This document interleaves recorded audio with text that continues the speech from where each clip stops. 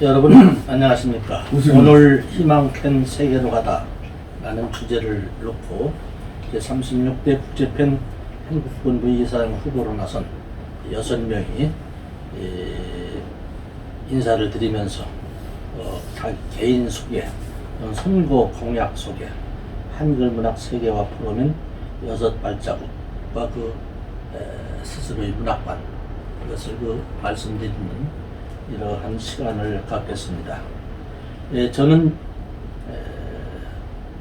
36대 이사장 후보로 나선 시인 김용재입니다. 월간 시문학을 통해서 시인으로 데뷔했고 문단 경력 46년입니다.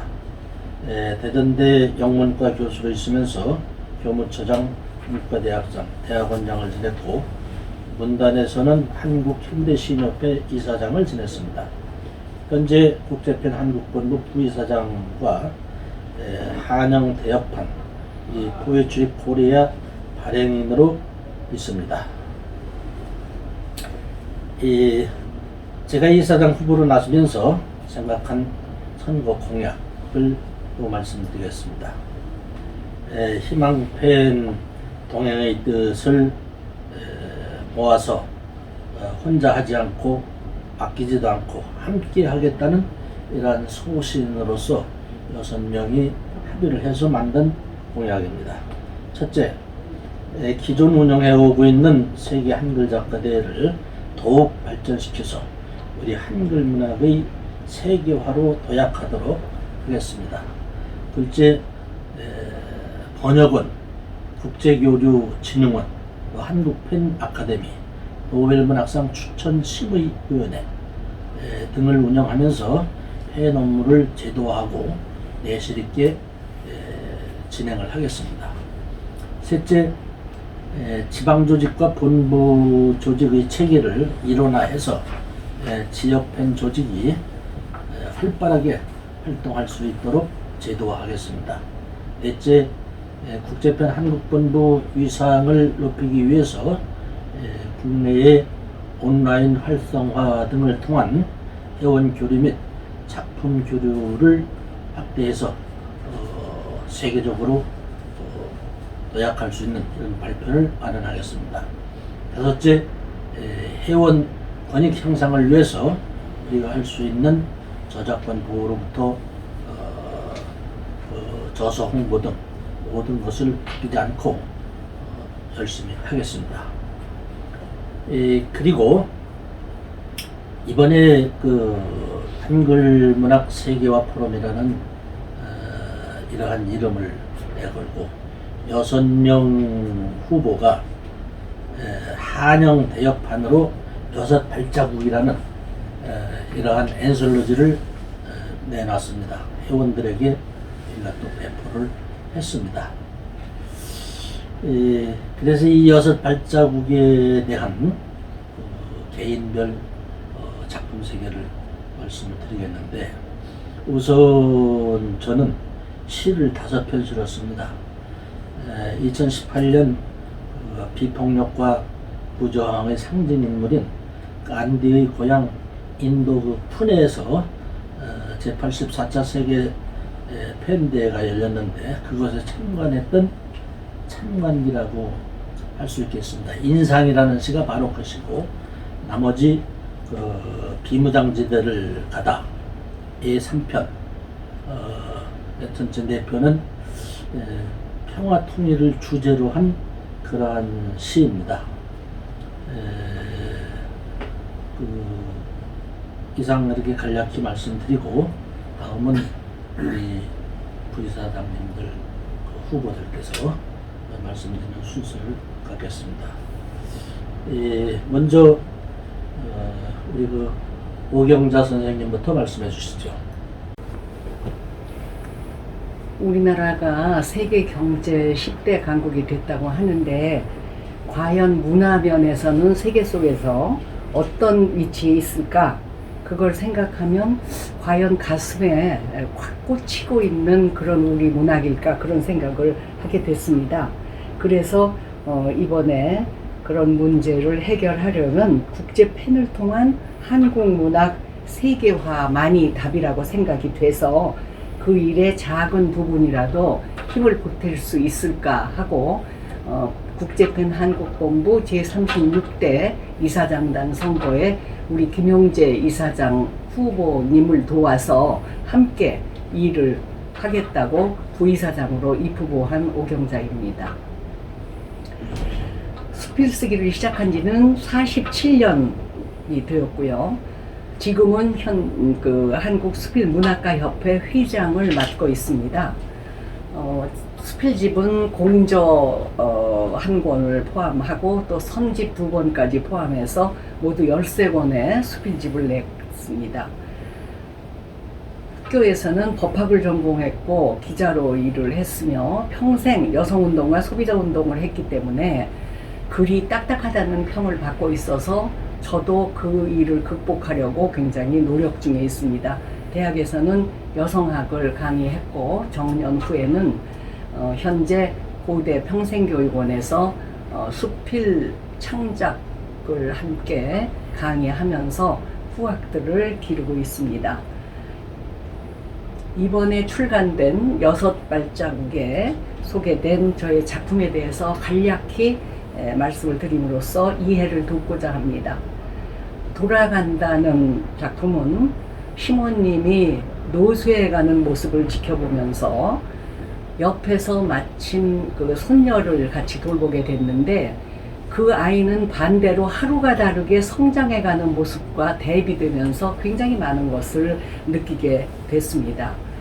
그래서 그 돌아간다고 하는 인생길을 한번 생각을 해보고 그런 그 감회를 적은 글이고요.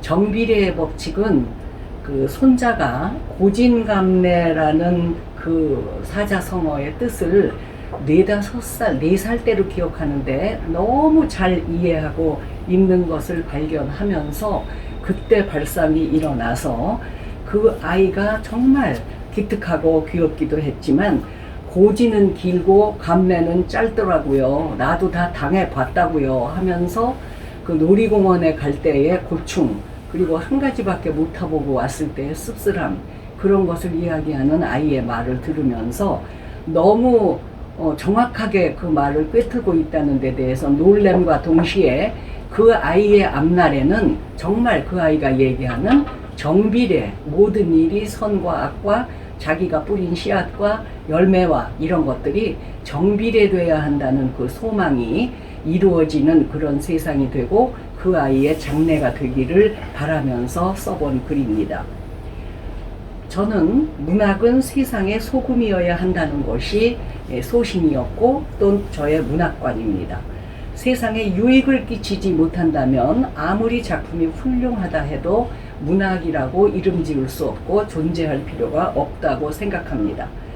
국제팬을 통해 국제팬을 위하기도 하고 또 문화가 세상을 밝게 하는 그런 그 심성을 밝히는 그런 청량제가 되게 하는데 일익을 담당할 수 있었으면 아주 좋겠다는 생각입니다. 그래서 김용재 이사장님의 경륜과 또 함께 하시는 우리 그 부이사장님들, 후보님들이 갖고 있는 탁월한 경륜, 그분들의 추진력 이런 것들에 힘 입으면 충분히 좋은 일을 해낼 수 있으리라는 확신을 가지고 여러분들 앞에 감히 심부름꾼이 되고자 나섰습니다. 여러분들 믿고 도와주시기 바랍니다. 부탁합니다. 감사합니다. 다음은 우리 김유서 선생님께서 말씀을 해주시겠습니다. 예, 이번에 팬 부이사장에 출마한 소설 부문의 김유조라고 합니다. 이렇게 여러분들을 대하게 되어서 매우 영광스럽게 생각합니다. 저는 영문학을 전공하였고 대학 강단에서는 영문학 중에서도 영미 소설 중심의 강의를 하였습니다. 건국대학교 재직 중에는 부총장직을 수행하였으며 학회 활동으로는 미국 소설학회 그리고 해밍웨이 학회 등등의 회장을 맡은 바도 있습니다.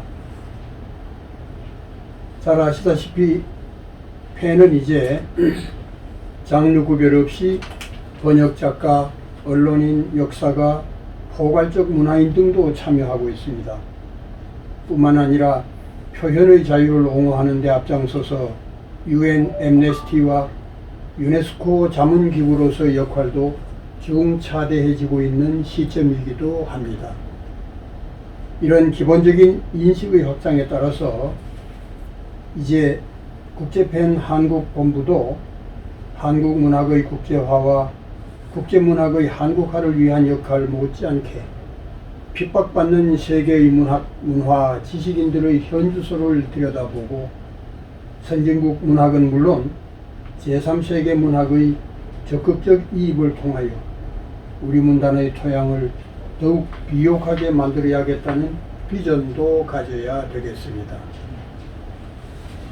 특히 표현의 자유를 옹호하는 포괄적 목적을 위해서는 제3세계 작가들에 대한 관심뿐만 아니라 북한 동포 문학인들의 문학 활동에도 주목하고 중국과 일본 동포들과 중앙아시아 동포들의 자유로운 발표 여건에 대해서도 특별한 관심을 갖고자 합니다. 이제는 6발자국 속의 자작소설 어버이날에 대해서 잠시 소개해 보고자 합니다.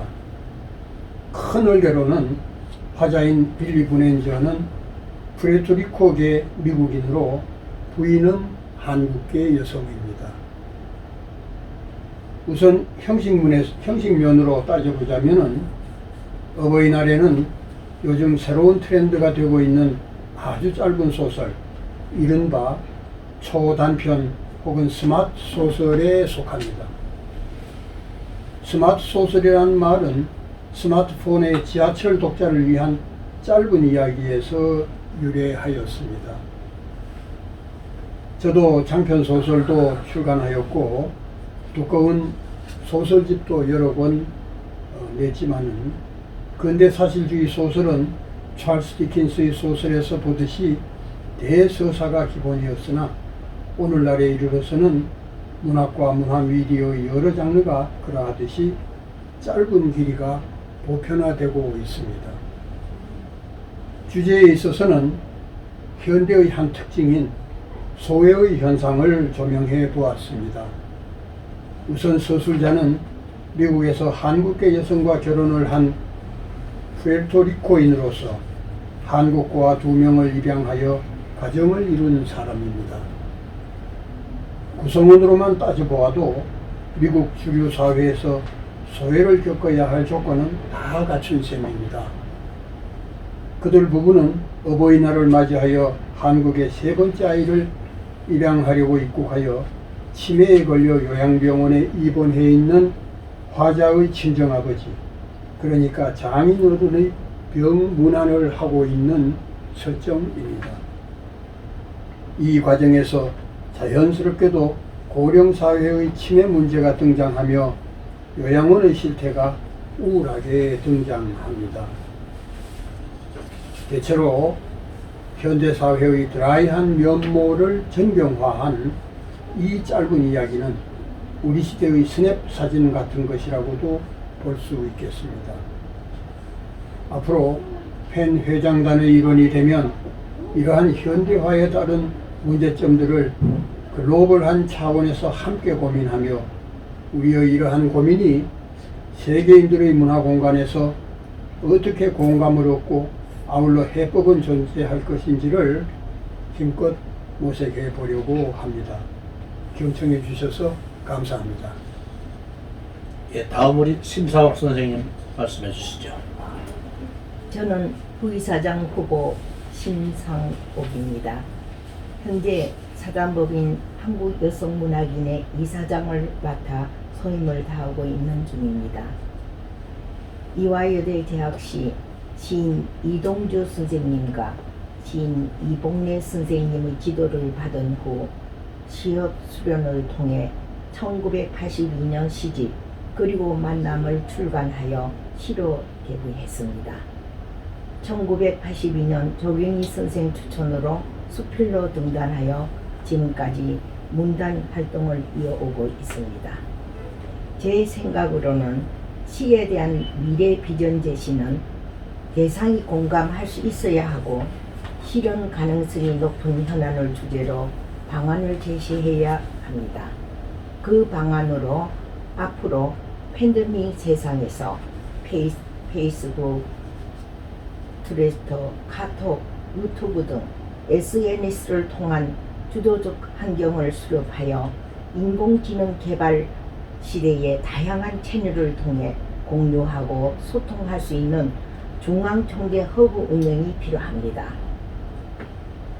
그렇기 때문에 경험이 풍부한 시단의 인사들을 초청하여 매 회기마다 현안의 자문을 구하고 그에 따른 실천 방안을 마련해서 디지털 시대에 걸맞는 도구를 활용하여 줌을 통한 세미나를 개최하여 영역 확대의 기틀을 다지고 신세상을 조명한 방안을 마련하는 게 지금의 과제라고 사료됩니다. 개인적으로 이번 6발자국에 상제된 저희 작품 속에는 언제나 자연에 가까이 다가가는 조화의 몸부림입니다.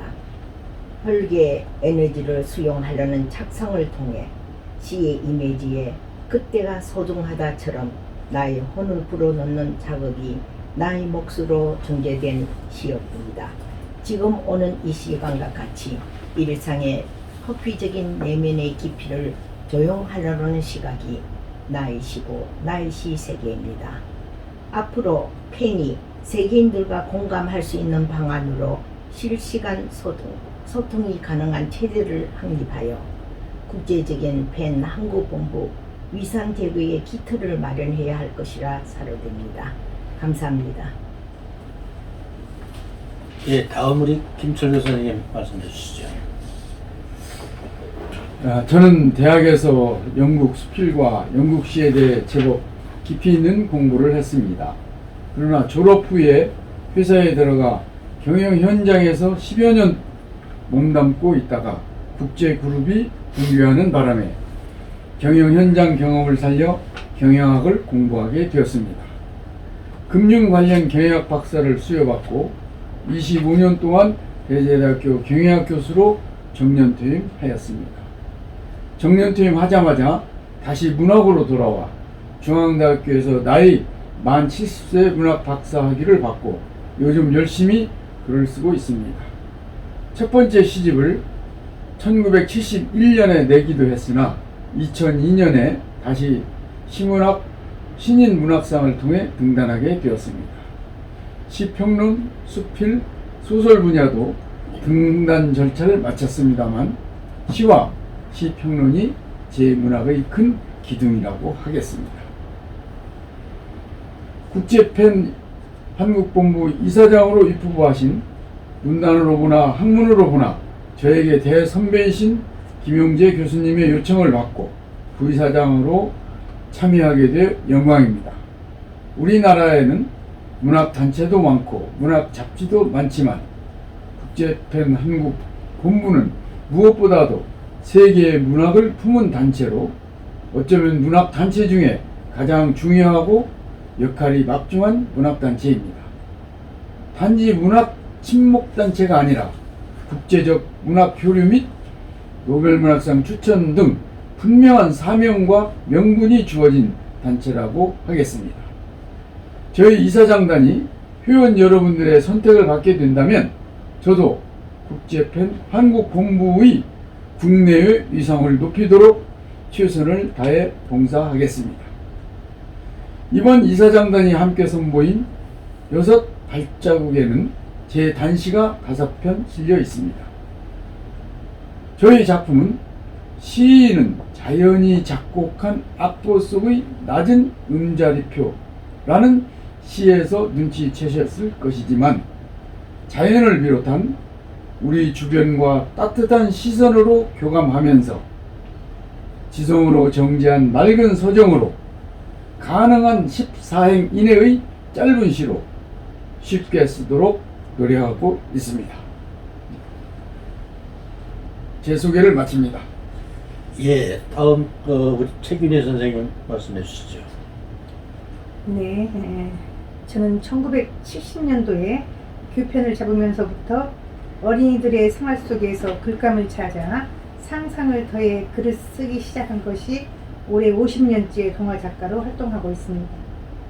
1971년 한국 기독교 아동문학의 동화 빨간 털구두다, 1974년 한국 아동문학가 협회 제1위 신인 작품상으로 동화 안개, 그리고 1975년 조선일보 신춘문예에 동화 아기 참새가 당선되었습니다. 저는 초등학교 교사로 출발하여 중학교 국어 교사를 거쳐서 교감과 원남중학교 교장으로 정년 퇴임을 한 후에 추계예술대학교 문예창작과에 출강하면서 아동문학론과 현대문학사를 가르치기도 했습니다. 그동안 창작 동화집은 20여 권 이상 펴냈고, 또 박사 과정에서는 소설을 전공하여 장편 소설책도 냈고 글짓기 지도서도 펴냈습니다. 또한 여러 문학단체에서 활동하면서 현재는 사단법인 어린이문화진흥회 이사장직을 맡고 있습니다. 저는 이번에 국제팬 한국본부 부이사장으로 출마하면서 모든 문학의 기본이 되는 아동문학의 발전과 어린이가 으뜸인 세상 만들기를 위한 일에 미력한 힘이나마 열정을 다하여 봉사할 것을 다짐합니다. 아동문학의 기초를 튼튼하게 다지고 그 중요성과 소중함을 바르게 인식할 수 있는 분위기 조성에 앞장서겠습니다.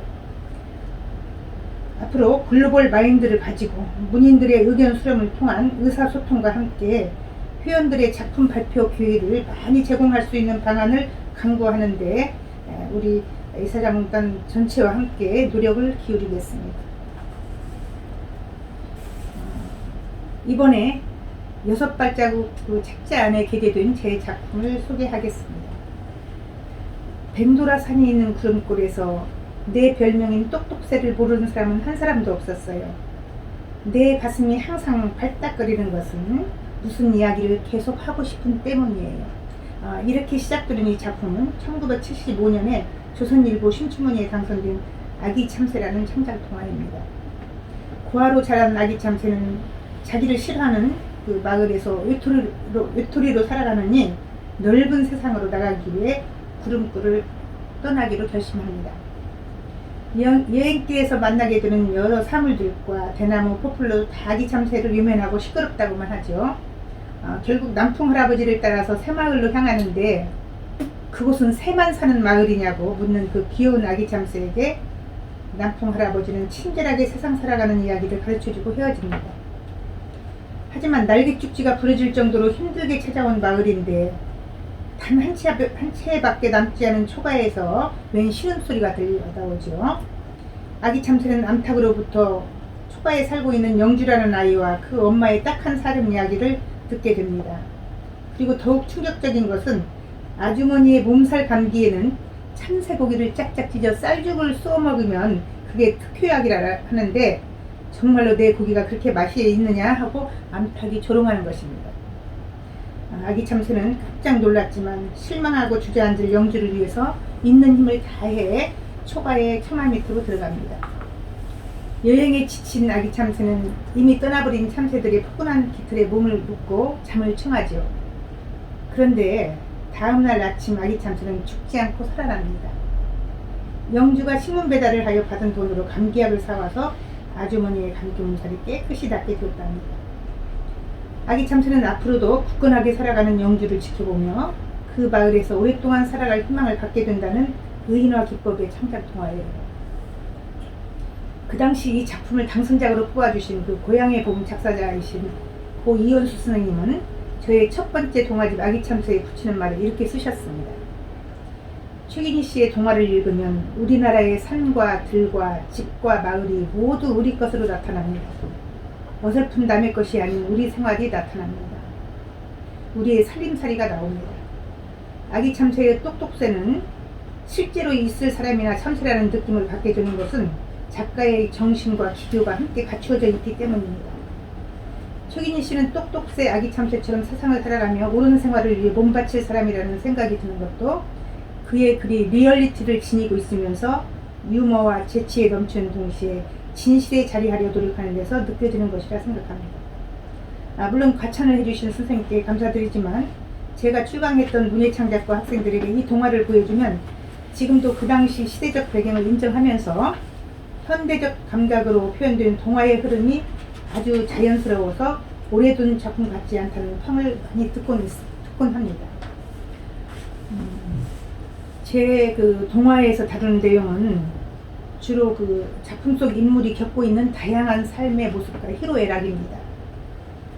동화 속에 등장하는 대부분의 인물들은 어려운 환경을 슬기롭게 극복하고 훌륭하게 자라는 씩씩하고 당당한 어린이들입니다. 주변의 생물과 무생물들도 우리와 똑같은 꿈을 꾸며 생각과 느낌을 말하지요. 모든 자연을 의인화 인격화하여 아름답고 순수한 삶의 가치를 추구하였습니다. 또한 어린이들에게 꿈과 희망을 심어주기 위해 상상의 나래를 펴서 현실에서 일어날 수 없는 일까지 가능하게 하는 유토피아의 세계로도 안내합니다. 제 작품에서는 언제나 그 진실한 삶과 사랑의 마음을 바탕으로 하면서 그 안에 재미와 교훈이 스며있는 글을 쓰고자 노력했습니다. 또한 제 동화에는 어린이만큼이나 할머니가 자주 등장합니다. 세상을 오래 살아온 할머니는 아직 때묻지 않은 어린이와 눈높이를 같이 하면서 행복을 찾습니다. 어쩌면 어린이와 노인들은 세상에서 가장 힘이 약한 존재일 수도 있지만 그들이 살아온 길과 앞으로 살아야 할 길의 연속선에서 반드시 손을 잡아야 할 필연성을 언급하고 싶었습니다. 내 작품은 곧 내가 살아온 삶의 발자취이며 내 얼굴이라는 생각으로 글을 써왔음에 긍지와 자부심을 가집니다. 네, 이상입니다. 예, 수고하셨습니다. 이상 그 희망팬 멤버들이 생생한 그리고 결의에 찬 다짐과 문학적 소견을 들어보았습니다. 다시 한번 말씀드리면 팬과 연관해서 저는 우리 한글 문학의 세계화를 역점 사업으로 추진하겠습니다. 앞에서 말씀드린 번역원, 국제교류진흥원, 한국팬의 팬 아카데미, 그리고 노벨문학상 추천심의위원회 등 기구를 활용해서 한글 문학 세계화를 촉진하고 확충하겠습니다. 국제팬 한국본부 4천여 회원 여러분, 그리고 대한민국 문인 여러분, 우리가 내건 희망 팬의 깃발이 만방에 휘날릴 수 있도록 도와주시고 함께 참여해 주시기 바랍니다. 감사합니다.